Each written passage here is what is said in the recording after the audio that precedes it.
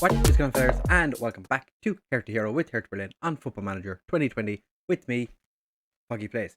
Today we're taking on SION in the Champions League Group A. As you can see, we are currently sitting second in our group because AC Milan have already played their game against Krasnodar. The team news doesn't tell the whole story. It says here that we have 2 players suspended. We have far more than 2 players suspended. League-wise, everything's going beautifully. We are 10 games unbeaten in the league this season. I think it's 22 league games unbeaten, which is just it's fantastic. We've only conceded 2 goals all season. If I can show you properly. 2 goals conceded, one against Leipzig, one against Fortuna Dusseldorf. We have been exceptional. Since you were here last, which was the away game, the home game against AC Milan. I showed you that one, didn't I? Oh no, we've gone straight from Krasnodar, haven't we? I don't remember. I recorded this yesterday. Yesterday we played Krasnodar, where we beat them 7-0. Then we went and beat Bayer Leverkusen 3-0. Catrone, Esposito, and Caio George all scoring goals for us. It was beautiful. Then we beat Freiburg 2-0. Piejo and Delict scoring. Alec picked up an injury and he was out for a considerable length of time. Then we drew with AC Milan 1-1. Piejo and Ronaldo Vieira scoring quite late for them, which was not very nice. Then against Leipzig 2-1. Esposito and Catrone both scoring for us. It was, again, squeaky bum time for a while. We really struggled to get past Leipzig, but we managed to do it. Then against Stuttgart, Caio George scored in the 5th minute, and that was all that happened in that game, more or less. Vinicius Jr. was terrible. Then we beat SION 2-0 at home. Piejo and Esposito both scoring for us, but Horvat and Matthias Delict both themselves sent off for pretty innocuous challenges. We went down to 9 men for the final 3 minutes and played the majority of the game with just 10. So Arne Meyer played at centre back for a while, which was just exactly what you want. Then Augsburg, we beat them 1-0. Catrone scored a 94th minute penalty. I genuinely thought we were going to draw this game because there was nothing in the way of highlights. Literally nothing happened. Then against Nürnberg, we beat them 4-3 in the cup. They are in the Bundesliga 2. And I tried a different tactic. It really didn't work. We were 3 down at halftime. I changed the tactic back to 4-2-4, and we came out and scored 4 goals in the second half. So Catrone with a brace and Caio George with a brace. Esposito has been in interesting form, I would say, recently. And then against Hertha Berlin, 3-0, Caio George, Lvly, and Delict all scoring. Catrone picked up a slight knock, but he is fine and dandy to keep playing. Don't think there's been any. Shouldn't be any transfers. There shouldn't be. No. We have a bit of a situation at the moment where Johnson Fryer wants to leave, so he looks like he's off to Brighton or Burnley. He decided he threw a hissy fit yesterday that he wasn't getting in a first team football. He is literally starting the game today, so we'll see how he gets on. Bingham is I'm going to play him as a sweeper keeper on support. We have Alec playing at right back. Garvidal is going to be playing at left back. Gentile and Fryer as our centre backs, with Segarel and Meyer in central midfield. Catrone and Vinicius Jr. as our wide men. Caio George and Esposito up front. As I said, you can see the amount of ineligible, unregistered, and suspended players we have here. Horvat, Delict, both got sent off in the last Champions League games. They're unavailable. Sabazlai picked up a yellow card accumulation, so he's not available. Michael is on holidays because he is literally dying. And a bunch of other players are playing against the SION under 19s today. So a lot of them are unavailable for that. And then there's players that are unregistered as well. So we don't actually have a defender on the bench. Bruno Chiron is the closest to a centre-back, and he's not really a centre-back. Also, Ali can only play 45 minutes, but we don't have a right-back, so he's going to enjoy a full 90 minutes. Although we could push Gentile over and bring Boone. I really don't want to have to. I really don't want to have to do anything like that. So hopefully Alec can play the full 90. We are going into this game as favourites, as you would expect, because we are one of the best teams in the world currently, and it's all going rather well. I think Johnson Fryer is annoyed he's not getting in first team football because De Ligt has pretty much stapled his position with Garvedal. Unfortunately for us today, we don't have either of them playing a centre back. We have to play Garvedal at left backs. We don't have any others. When I gave Michael his week off to rest, I did not realise we had all these suspensions. Had I known, I wouldn't have given him the time off. Esposito's been injured in that disgusting tackle, which seems to have.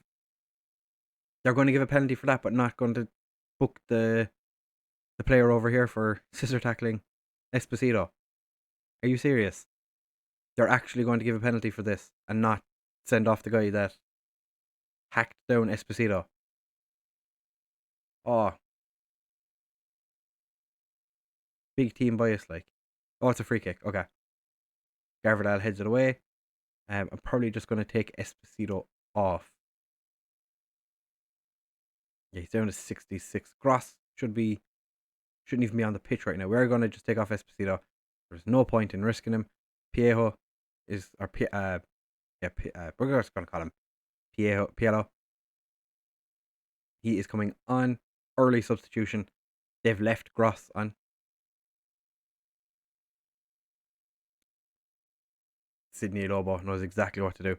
Just going to go in hard on the injured guy because he took our best striker out. I don't know if Esposito or Catrone are best striker now, but Catrone plays as the right winger most of the time, and he is very good at it. Oh, Catrone is very good as a right winger. Esposito has been out of sorts recently anyway, but that was a terrible pass by Johnson Fryer. Originally, Alpha Junior was going to start this game, but he is one of those players that was included in the under-19s, and I didn't realise. So, Gentile heads it away. We've that young French attacking midfielder playing as Mazzella. Kyle George puts that shot wide. What if I change Kyle George to be a complete forward and have Piejo as the advanced forward? Ooh, I wonder what that'll do. Probably nothing. Cutrone's having a poor game. I'm going to be aggressive with them. Alec is like, yeah, I'm just going to come off there now. I'm like, no, you're not. You're staying on. We do not have a player to take your position, my friend. So, enjoy. Right, we are going to make a few tactical changes. We are going to go slightly more direct play. We'll go a bit wider. Maybe stop working the ball into the box because it doesn't seem to be working. Yeah, that's what we're going to do. Kyle George on a 6.2. Yellow gets across Kyle George straight at their goalkeeper. It's going to take Kyle George off, put Catrone up front, bring on Harvey Elliott as an inverted winger. Catrone can play as the complete forward. Just fantastic. Kyle George wins the ball. Segarel was knocked over, but got back up to his feet and realised he was after getting the ball. Won it back. Is he going to shoot? Does Kyle George offside? Esposito has 14 goals this year. Catrone has 20. Kyle George has like 5. Kyle George has just been the most disappointing striker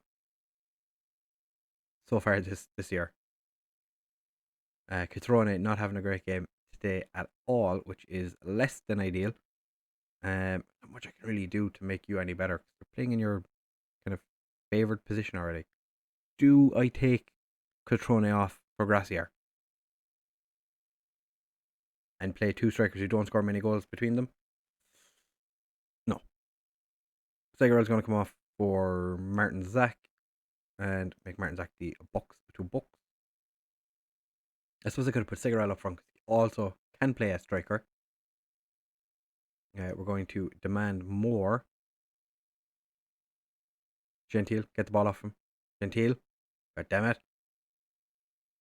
Bingham, easy catch. We're going to go very attacking for the final 10 minutes. Don't really want to draw this game because AC Milan would then pretty much guarantee themselves top of the group. Lvly takes a stupid shot.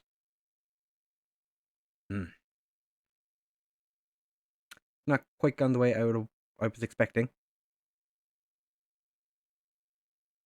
Come on, it's a bit of passion for the final 4 minutes. Nothing's going to happen. We are going to draw away against SION. AC Milan have pretty much guaranteed themselves top of the group. With that, we need to beat them in the game. Alec played the 90 minutes, got player of the match. That's fine. He has been quite injury prone this year. Just, less than ideal. Our best right back has not had a whole bunch of time on the pitch. No, I can't really say anything to Esposito because I took him off by choice. Because he picked up that injury. But looking down, Feyenoord absolutely smashed by Real Madrid. That is sad to see. SION frustrated by draw. Alec did play well. Defensive work was top notch. Good job. I did slam the team because we were terrible.